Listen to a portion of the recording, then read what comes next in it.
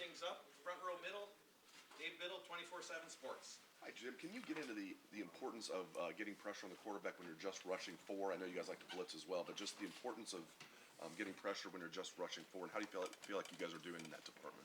I think we've been doing quite well. I mean, last game wasn't a passing game, but season long, I feel like the majority of our pressures have been for man rush, and we're doing a good job disguising coverages, and to me that's what it's all about. I mean, that's when you're really playing well, is when you can get the sacks and the pressures without bringing extra people. Fourth row left, Jacob Bench, the Lantern. Yeah, hey Jim, we were talking with Ryan just a few minutes ago, just about making improvements these next two games because of the big game here at the end of the month against Michigan. Just playing Indiana, playing against Maryland. How important is it maybe tune up or apply the concepts you want come that game November 26th? Everything, and I just keep reiterating it to the team or anyone who wants to listen. Everything is about habits, that become a lifestyle. So we want to stop every team on every possession of every game. I do not believe that you can, somehow call it out of existence if you haven't done it over and over again when the time comes. So we don't talk really about so much. I mean, we have to talk about who we're playing in terms of game plan, but the way we play has got to be an everyday, every game thing, where you expect to stop them, you compete to stop them on that series, because when the time comes that you need it, that's all you'll know. Third row left, Dan Hope, 11 Warriors. Jim, you gave up 9 third down conversions against Northwestern. 4 of them were on quarterback runs. Just how do you evaluate the third down defense overall? And then, with the quarterback run, was that maybe something that caught you guys off guard, or is something you guys need to execute better on? I think our third downs have been good, throughout the year. Not pleased last game. The quarterback run is always a difficult component, in that short yardage life, and I thought we had been doing well with it, but we didn't have a good game with the quarterback run, and then we did not have a good game on third down with the transition into the downfield passing. I've had some experience with this when I was at Duke with playing option teams. Let's face it, basically that's what last game turned into. It was like option football. So when your DBs spend 80% of the game where you're telling them don't worry about covering the receiver, get off and have your vision back to what's going inside because they're not throwing the ball. And then all of a sudden, okay, now this is 3rd and 8. They got to throw the ball, and you need to tighten up that transition. It's a difficult transition, and one that I did not do a good enough job preparing them for. So I think that's the couple that they made on longer yardages. I attribute to that transition, and I got to do a better job of coaching that. Best thing about it is we were 4 for 4 on 4th down, which is like 4 turnovers. And in that kind of game, that's what wins you the game. But we certainly need to do a lot better on 3rd down. Second row left, Nathan Baird, Cleveland.com. Maybe kind of an extension of that, but because this game was from a circumstances standpoint was so bizarre, how different was what you guys saw from Northwestern compared to what you were planning to see? And then, without giving up trade secrets, can you kind of explain how then that adjustment gets communicated down through the line, and how you felt like that went?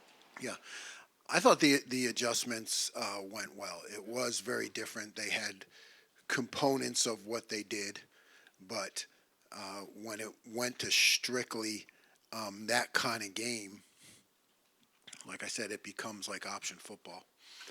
And then, there are all kinds of gaps created by different formations, and you're really going into a new world that we hadn't been into yet in that kind of game. So I thought we adjusted well. You can give up some big plays off of that stuff. Because you're like one guy out of place and you give up a big play. And so I thought we hung in there, communicated down, from me to the field, the adjustments, got it done. 7 points. I didn't like the amount of rushing yards we gave up or the third downs that kind of extended some drives. But what we did on fourth down and 7 points, pretty damn good. So you give the guys credit for that. Sorry about that, Coach. That's all right. Fourth row middle, Pat Murphy, 24/7 Sports.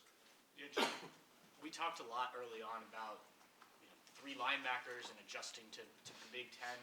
How do you feel like this defense has adjusted under you to what you were doing in the last few years to Big Ten football? And I imagine you didn't see a lot of weather like that down south as you might hear. How has that all been for you? How have you evaluated the way you've changed? Good. I think we've adjusted the system to be able to handle some things that you get in the Big Ten. Never good enough. There's always room for growth. We're working on it. Taking from every opportunity we get to get better. But I think it's gone smoothly so far. Right next door, Tony Girdman, Buckeye Huddle. Okay. Jim, Hey, Tony. have you ever coached? How are you? I'm doing Good. fantastic, Oh, good. thank you. Hope you're enjoying your coffee. Have you ever experienced anything like that weather? Yes. When I was at Duke, we played Boston College. Somebody look it up in a hurricane, and we won 9-7. Yeah. Did you? Coming on year, Coach Day wasn't there, so it might have been like 16, 17. Ryan said you guys he at least went and watched a bunch of NFL games. Did you go back and watch that game to see how you handled it, or how do you prepare for that?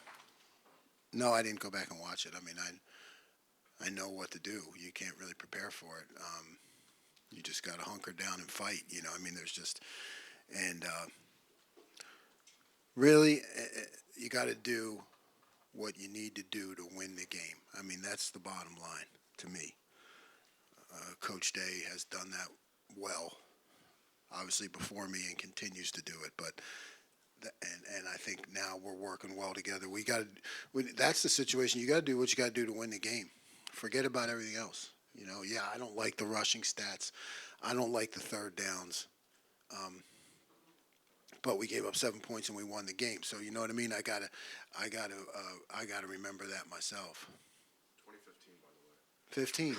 Okay. All right. 15. Sorry about that, Tony. There you go. Back row, Jeremy Birmingham, Rivals. Jim, I know personnel decisions as far as switching out guys or, in different positions aren't necessarily what you're focused on, but in a game like that you knew was going to be sort of turning into an option football game, it seemed like you'd want to have the more physical corners out there. Jordan Hancock didn't play. Jair Brown got in a lot earlier than I think people expected. Was Jordan just not ready to go, or was it a situation where you just felt like he wasn't going to? Yeah, the elements, right? And by the way, Jair did a good job, right? He really sat on some routes when they did start throwing the ball at the end, and did a really nice job. Knocked one away, I know. Yeah, Jordan. You got to be careful. The field's a mess. This guy's fighting his way and competing his way off of a significant injury.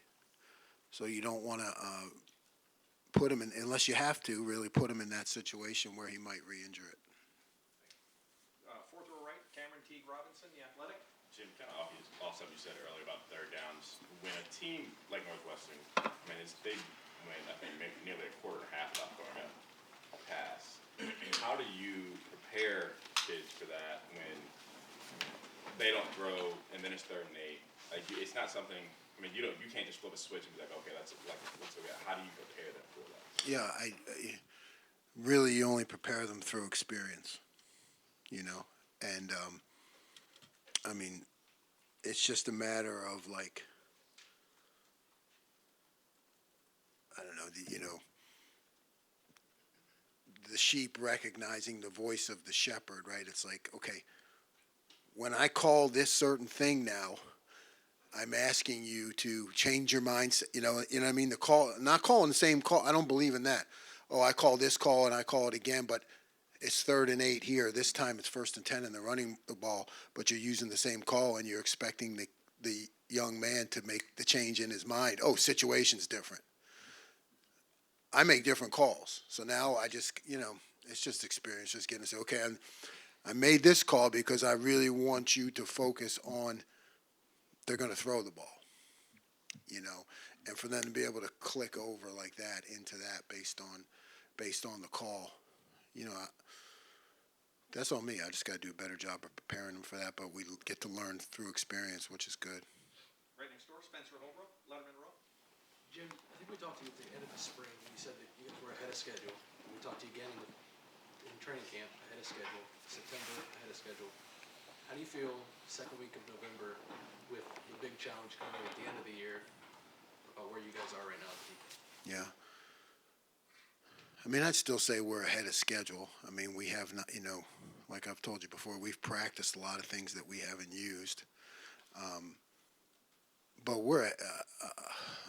it's so hard to say because at the Ohio State, the expectations are so high, right? So, I mean, what really is ahead of schedule?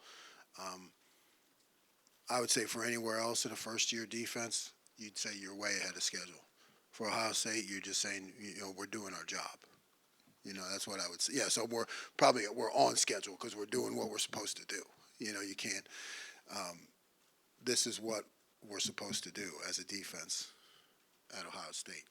So we're on schedule. Seems like the step from being where you guys were in March to now to get to the number 6 defense in the country took a lot of work. How much more work does it take to go from number 6 to number 1 now that you've went from number whatever you were last year to number 6? Same work. I think maybe the average fan doesn't understand, like, oh, okay. Did I joke before? Like, okay, let me call that defense that gets a turnover. Okay, what defense was that again that produces a turnover? Or it's really the same work, the same habits. It's kind of boring, but it's like the same habits, the same ideals, the same sayings back and forth between me and the players, and you're just trying to get better every day, and don't talk about how far you've come or how much farther we have to go. None of that. Let's just get better today. Second row right, Bill Landis, Rivals. Jim, when you're playing an offense that will throw 6-7 offensive linemen, a couple 300-pound tight ends, and create all those different gaps, how do you determine when you're going to stay in your base and try to defend that way, or bring on those bigger packages like we saw with the 4 linebackers? Yeah, most of the time you'll go to the bigger packages.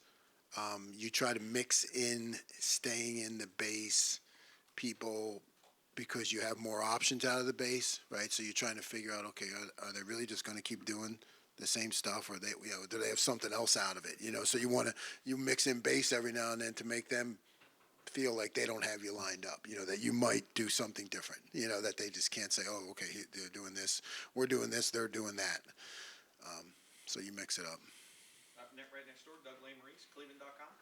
Jim, talking about the 3rd downs and the 4th downs, I guess their first drive of the second half, they had a 3rd and 1. Tommy dives over the pile, stops it, has to come out because his helmet comes off. 4th and 1, you guys stop. It looked like Tehran was really strong at the point of attack up the middle. Just what did you think of the execution to get that stop at that point in the game, and just how are you up in the box emotionally reacting when your defense gets a stop like that? I was pleased. I mean, again, that's what we're supposed to do. One of our sayings is, I say give us an inch, they say we'll defend it. I mean, that's what we're supposed to do. So there's zero emotional reaction to me up in the box, zero, because it's just on to the next series. Okay, what did we just do there? And it worked. What might they do next time it comes up? If they know I'm doing this, what are they going to do to that? So it's all the permutations in my head. So there's really no time for celebration. But I want our defense to expect to win those situations. And when you have that moment, I asked Tommy after the game, like just the rules, he has to come out on that fourth down. And then he's such an important part of this defense. You guys get the stop without him on the field. Yeah, you don't, you don't blink, yeah. You don't blink. Again, that's the reaction of the leader has a big effect on the team. So I don't blink. I just, okay, next guy in, make the call, play. Expect success. Second row left, Stephen Means, Cleveland.com. Following up on what Bill was asking a little bit, you were, I think earlier this year, just talking about how you really would rather never come out of that base. You just kind of explained a little bit why.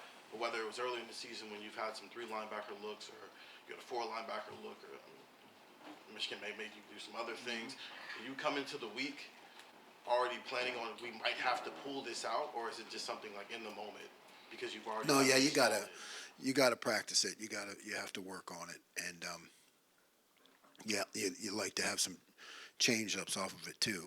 So you're not just, like I said, doing the same thing when that personnel group is in there. But it's definitely something you got to practice, and then it becomes how much do I need to use it based on what kind of success they're having against the base, because you'd rather stay in base because the base gives you more options.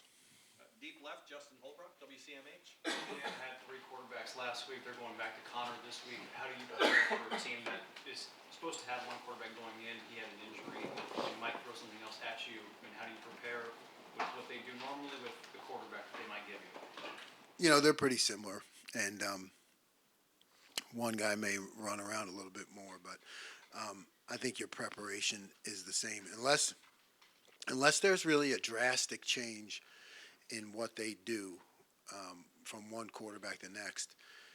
You try to keep it as similar as possible between the 2 different guys.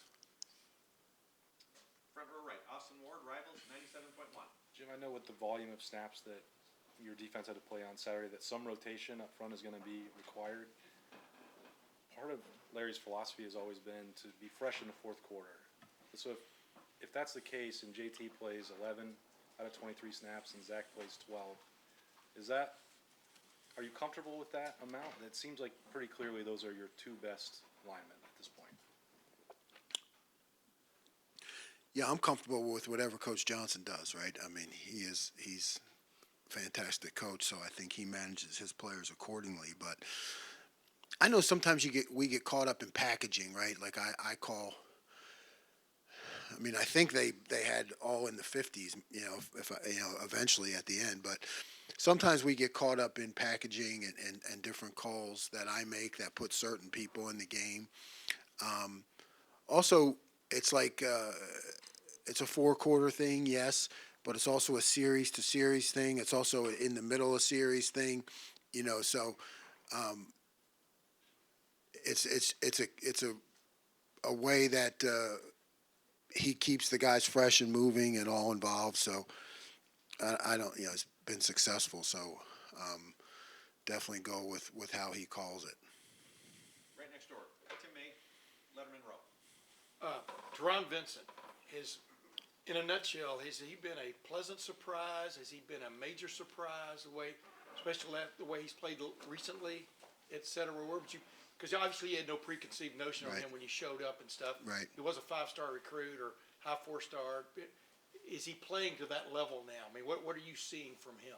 He's playing to that level. If that, I didn't even know his level. I mean, that like that 4-star and 5-star stuff, coming in or looking at it. But he has been